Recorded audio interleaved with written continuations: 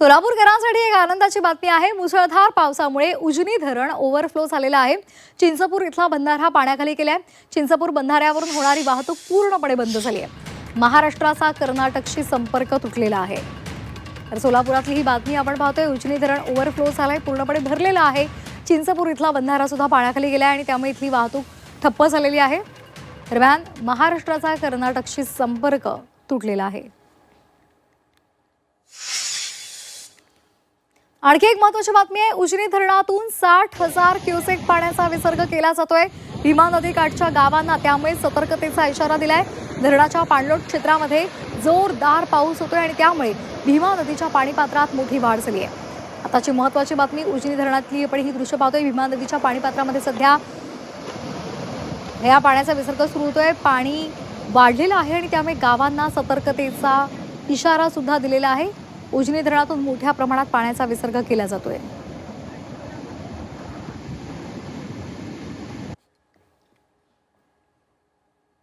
आणि या संदर्भात अधिक माहिती देत आहेत आमचे प्रतिनिधी प्रताप नाईक। प्रताप, कोल्हापुरात जोरदार पाऊस होतोय, अनेक ठिकाणी नद्या नाले सुद्धा तुडुंब भरून वाहत आहेत। काय सध्याचे अपडेट्स आहेत?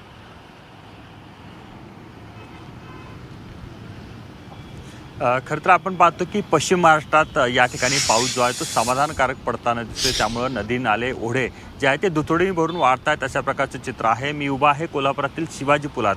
आपण पाहतो की रात्रीच आपण जर 2 वाजता साधारण बघितलं तर राधानगरी धरणाचा 6 नंबरचा जो गेट आहे स्वयंचलित ते ओपन झालेला आहे आणि त्यातून आता पाण्याचा विसर्ग या पंचगंगा नदीत सुरू झालेला आहे। एकूणच आपण पाहतो की पश्चिम महाराष्ट्रात पावसाची रिपरिप आहे। मोठ्या प्रमाणात काही ठिकाणी पाऊस पडतोय, काही ठिकाणी रिपरिप आहे। त्यामुळे नद्यांच्या पाणीपातळीत मोठी वाढ होते आणि त्याच्यामध्येच धरणांच्या पाणीपातळीत मोठी वाढ झाल्यानं या ठिकाणी धरणातून सुद्धा विसर्ग वाढवण्यात आलेला आहे। कोल्हापूर जिल्ह्यातील राधानगरी धरण 100% भरलेलं आहे, त्यातून विसर्ग सुरू झालेला आहे।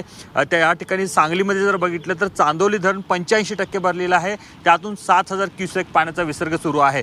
सोलापूर जिल्ह्यातील उजनी धरण देखील आपण पाहतो की भरलेलं आहे आणि त्यातून देखील 60,000 क्युसेक पाण्याचा विसर्ग सुरू आहे। म्हणजे एकूणच आपण पाहतो की धरणं आहेत ती जवळपास आता 100%च्या दरम्यान पश्चिम महाराष्ट्रातली भरतात आणि त्यातून सुद्धा विसर्ग सुरू झालेला आहे। सातारा जिल्ह्यातील कोयनामधून देखील आता विसर्ग सुरू करण्यात आलेला आहे। कोयना असेल किंवा इतर धरणं जे आहेत त्यातून सुद्धा विसर्ग मोठ्या प्रमाणात सुरू असल्यामुळं जी नद्यांची पाणी पातळी आहे ती झपाट्यानं वाढताना दिसते। कुठेतरी सुरुवातीच्या टप्प्यामध्ये पावसानं पूर्णतः दडी मारली होती, पण नंतर मात्र पाऊस समाधानकारक पडतोय, अशा प्रकारचं चित्र आपल्याला दिसून येतंय।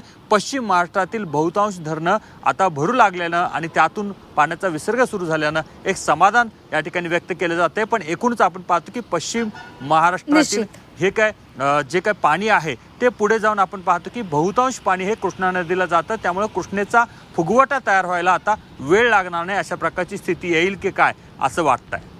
धन्यवाद प्रताप, आपण दिलेल्या सविस्तर माहितीसाठी।